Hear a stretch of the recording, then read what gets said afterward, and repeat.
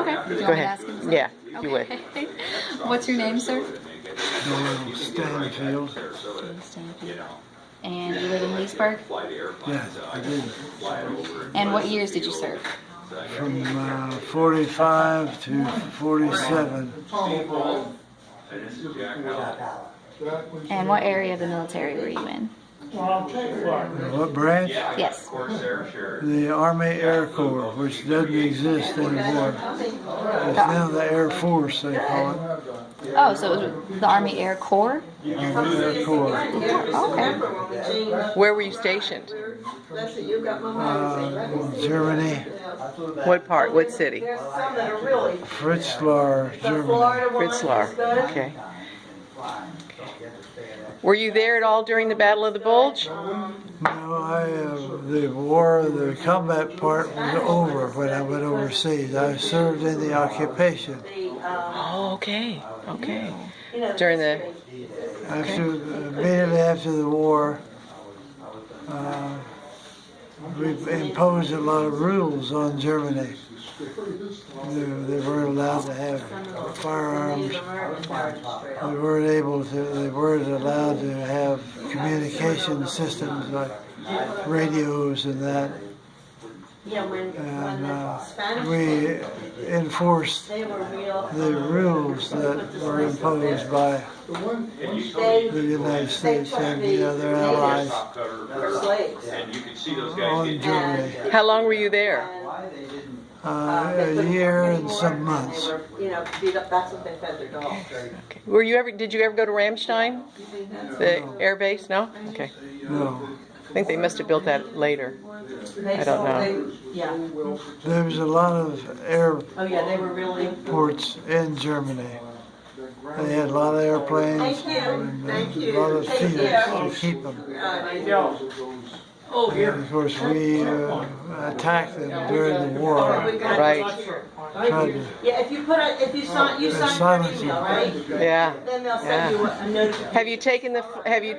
Oh, you haven't taken the flight to Washington to see the memorial. Are you interested to see it? I've been there. Oh, you've been it. Okay. Okay. As a private person, no, I haven't taken the life flight. Okay. Okay. That's I think wonderful. they're wonderful, though. They are. What do you think of our exhibit here today? I think it's great. Yeah?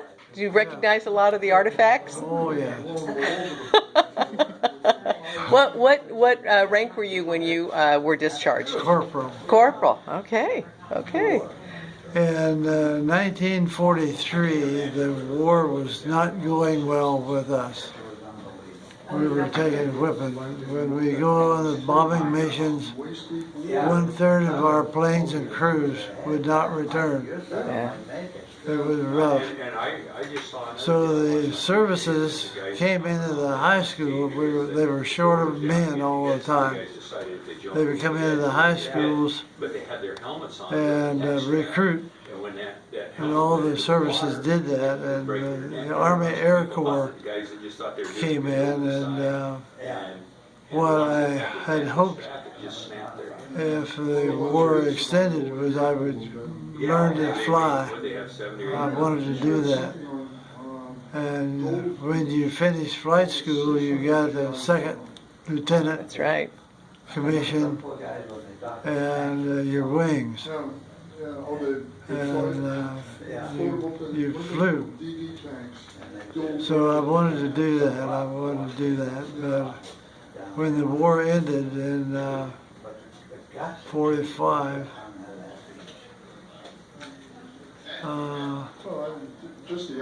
they said, okay, we don't need any pilots, bombardiers, and navigators. We got all those guys left over from the hot war. So they said, we're going to need you someplace. So they sent me to Germany to be in the occupation forces. So right out of high school, you went in. Right quick, yeah. Right. Yeah, 18. that's right. Dad, tell them what you saw the kids doing behind the chow hall. Well, one of the vivid memories that I have is the children eating out of our garbage cans Oh, and scuffling amongst themselves. And that really worked on me, and I still remember it to this day. It was just awful, but it happened. well, that's when George Marshall came in and he set up his Marshall Plan, didn't he, to help feed them because he knew they were all starving, and Yeah, so that was a big part of it. So you were involved perhaps in some of that with the Marshall Plan and what he was trying to do. yes, overall, I guess I might have been a Right. participant in it.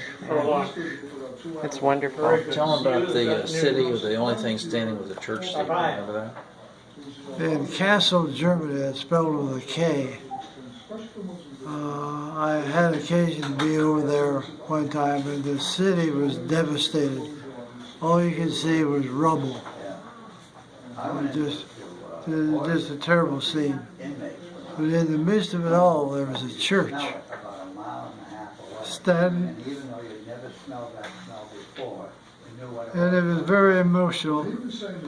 It had some scars on it, but it was standing there in the middle of all this rubble. That was inspiring, wasn't it? Very much, Very much. yeah. Very much. So, Tell them about blowing up the P-47s. Yeah, one of our details, we had all these beautiful planes out in the airfield, P-47s, fighter aircraft. And they were all lined up, and you get at the end of the line and you see the whole lineup, just a nose, on. I don't know how many there were, maybe 100 planes like that. They were being replaced by jets. Jet was coming into the field, and these were old prop planes. And they couldn't leave them for the Germans, so they would turn them up and fix them and fight us with them. So they were dynamited. They took the instruments and all the electronics that they could salvage out of these airplanes and exploded with dynamite. And the pieces were the size of your hand. Wow. These big, beautiful planes. what did they do with the pieces? Did they sort of put them in a landfill or something? I'm coming to that. Oh! That's what they did. They put them in, they brought the bulldozers in, scraped big holes, pushed the scraps in there and covered them up. And what stood was 100 planes just a week or two.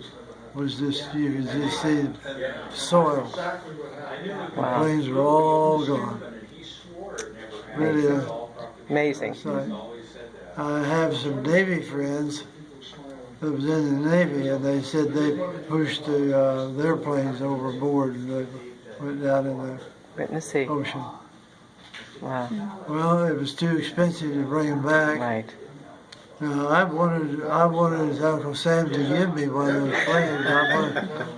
I was on the farm, and I knew where we could land that thing if I could get it. Yep. You know, I couldn't fly it, and nobody was going to fly it for me. And the plane, the government wasn't going to let me have the plane. So there you go. There you go. Gosh. I didn't mean to interrupt. Did Oh you have no, any other questions? you covered them. Yeah, she had a lot of questions, and that was pretty much. It's been wonderful. Yeah, those are I'm so wonderful glad you stories. came today. Did you see the vehicles outside? Did you get a chance to look at any of them? We saw them. Aren't they great? Yes. The man out there that has all of them, he has a whole backyard filled with them, and he's restoring them. He created an association just to do that, vehicle restoration. There's a similar thing going on in Jacksonville, where I used to live. There's a retired Marine up there, and he started gathering these vehicles up, and he's come over floated space twice, and he's still exhibiting them. Wow. on soil that he can find to put them. Wow. But his hobby is growing and growing, and he just kept, It's amazing, isn't it? yes. It's amazing. Well, I can't thank you enough, sir, for coming in today and for talking to us. It's wonderful to meet you. I'm really thrilled to have met you, and thank you to your son. What was your name, sir? Frank. Frank Stanfield. Thank you so much for bringing your dad in It was and great. being a part of it. It's a small exhibit, but what I think is important, it's the heartbeat of America.